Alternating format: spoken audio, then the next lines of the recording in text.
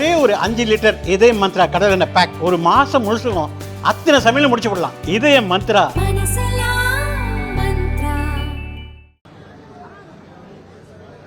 மதிப்பிற்கு மரியாதைக்குரிய திரு ராஜகோபால் ஐஏஎஸ் அவர்கள் சீஃப் செக்ரட்டரியாக இருந்தவர், சீஃப் இன்ஃபர்மேஷன் செக்ரட்டரியாக இருந்தவர்கள், நமது கவர்னர் மாளிகையிலே கவர்னருக்கு செக்ரட்டரியாகவும் ஆலோசகராக இருந்தவர், குமரி மாவட்டத்தில் கலெக்டராக பணியாற்றி, விருதுநகர் மாவட்டத்தில் கலெக்டராக பணியாற்றி மற்றும் 3 மாவட்டங்களில் கலெக்டராக பணியாற்றி பல்வேறு துறைகளில் தமிழகத்தில் தனது முத்திரையை பதித்த மதிப்பிற்கு மரியாதைக்குரிய திரு ராஜகோபால் ஐஏஎஸ் அவர்கள் இன்றைக்கு பாரதிய ஜனதா கட்சியில் அவர்கள் தன்னை இணைத்துக் கொண்டு பாரதிய ஜனதா கட்சிக்கு நல்ல ஆலோசனைகளை சொல்வதற்காக இருக்கிறார்கள். அவர்கள் இப்பொழுது உங்கள் முன்னிலையிலே கட்சியில் இணைகிறார்கள். அவர்களை அனைவருடைய சார்பாக வருக வருக என நான் வரவேற்கிறேன்.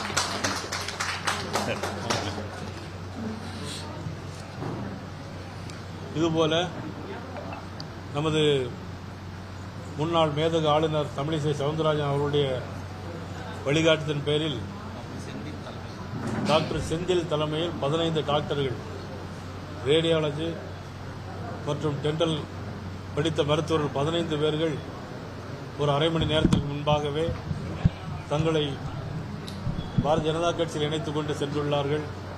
அவர்களுக்கும் நமது அனைவருடைய சார்பாகவும் மனமார்ந்த பாராட்டுகளையும் வாழ்த்துக்களையும் நான் தெரிவித்துக் கொள்கிறேன்.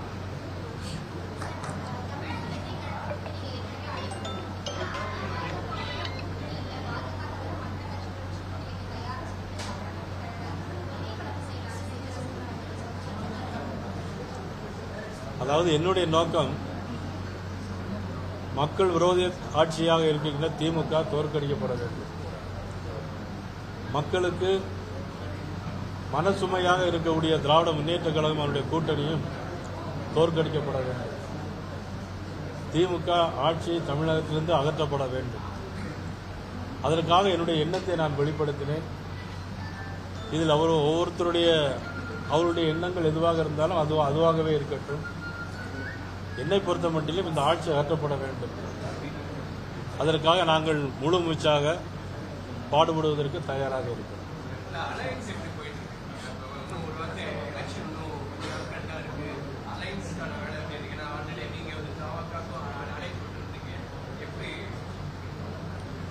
இல்ல, அதான் நான் ஏற்கனவே சொன்ன மாதிரி திமுக ஆட்சி மேல எல்லாருக்குமே ஒரு அதிருப்தி இருக்கு. எல்லா கட்சிக்கும் அதிருப்தி இருக்கு. வரக்கூடியவங்களுக்கும் வரக்கூட வேண்டும் என்ற எண்ணம் உள்ளவர்களுக்கும் எல்லாருக்குமே ஒரு அதிருப்தி. மக்களுக்கு அதிருப்தி. திமுக கூட்டணியை தவிர எல்லா கட்சிகளுமே அதனுடைய குற்றச்சாட்டை சுமத்தி கொண்டிருக்கிறார்கள். ஆனால் எல்லாரும் அவரை தோற்கடிக்கணும் அப்படின்னா எல்லாரும் ஓர் அணியில் சேர வேண்டும் என்பதுதான் எங்களுடைய நோக்கம்.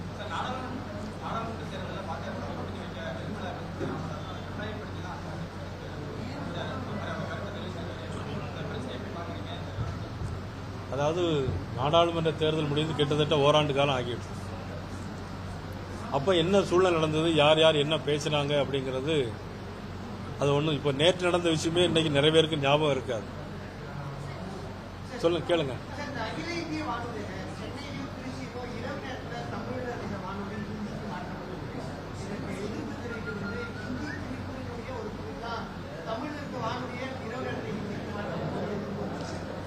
அதாவது தமிழக பாரதிய ஜனதா கட்சியை பொறுத்த மட்டிலும் எல்லா விஷயமே தமிழில் தான் இருக்கணுங்கிறது தான் எங்களுடைய எண்ணம்.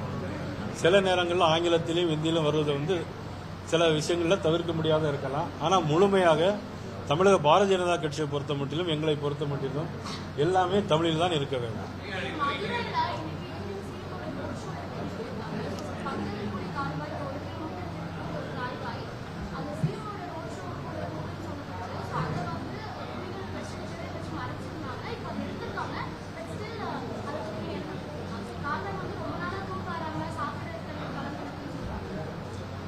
இல்லை, அதாவது மதிப்புக்குரிய முதலமைச்சர் அவர்கள் நம்ம பாரத பிரதமரை சந்திக்கும் போது ஆறுகளை எல்லாம் சுத்தப்படுத்த வேண்டும் ஏற்கனவே கோரிக்கை வச்சிருக்கிறாங்க.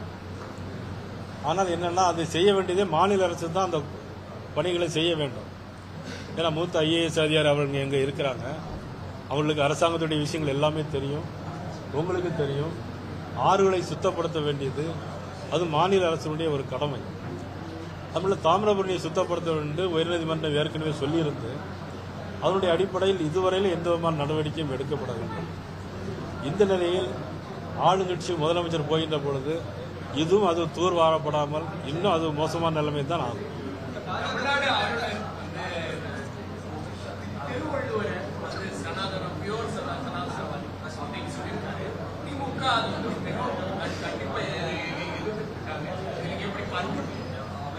அதாவது சனாதன தர்மத்திற்கும் திருவள்ளுவருக்கு சொல்லக்கூடிய கருத்துக்கள் என்பது, திருவள்ளுவரே இறைவனை ஆன்மீகம் என்பதுதான் நிறைய கருத்துக்கள் எல்லா பாடல்களிலும் சொன்னது.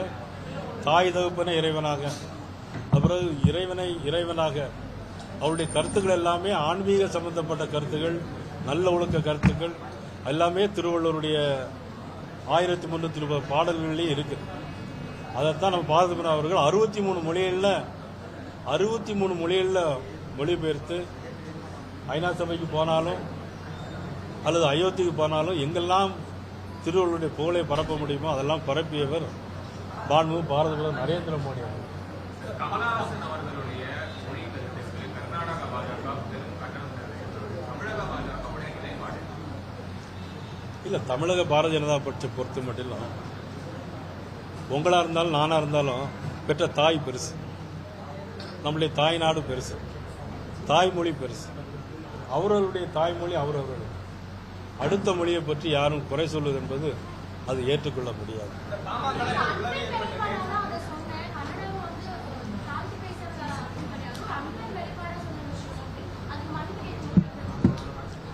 அதாவது அன்பின் வெளிப்பாடாக சொன்னாலே அது எல்லா அர்த்தமும் அடங்கியிருக்கு. நான் ஏதோ சொல்லிவிட்டேன், ஆனால் அது ஒரு குறையாக சொல்லவில்லை என்று தான் நான் எடுத்துக்கொள்ளணும். அதனால் அதற்கு பிறகு நம்ம பெருசாக எடுத்துக்கொள்ள வேண்டிய அவசியம் இல்லை. என்னங்க,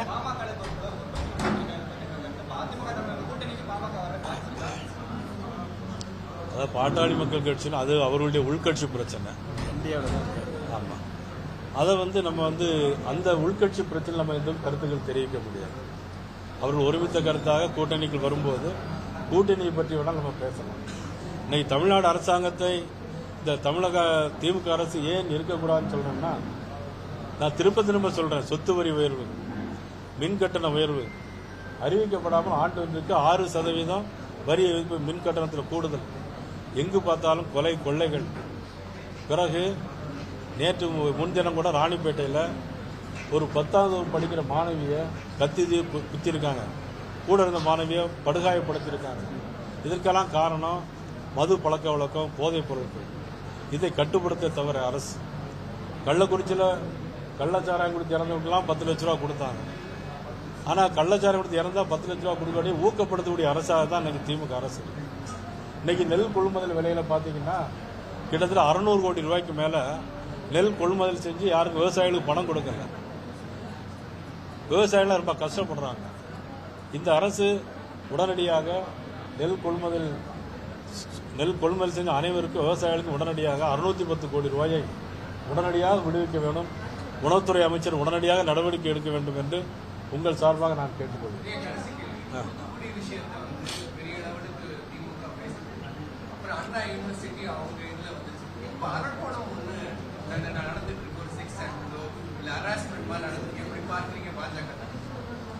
இது எல்லாத்துக்குமே மது பழக்க வழக்கங்கள், போதைப் பொருட்கள் நடமாட்டம், காவல்துறை எதுவுமே கண்காணிப்பு இல்லை.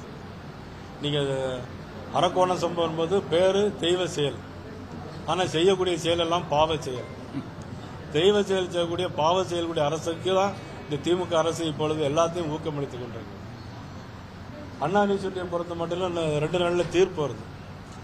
தீர்ப்பு வந்த பிறகுதான் அவங்களுடைய கருத்துக்களை நம்ம சொல்ல முடியும்.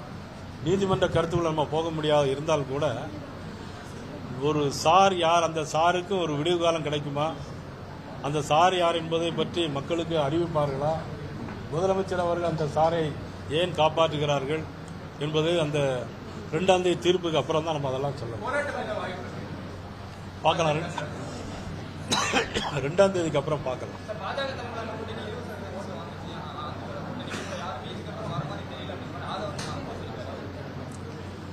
ஆதவர்ஜுன பேசின கருத்துக்கெல்லாம் நான் பதில் சொல்ல முடியாது. எங்களுடைய கூட்டணி பலமாக இருக்கு. திமுக கூட்டணி தோற்கும், என்டிஏ கூட்டணி வெல்லும்.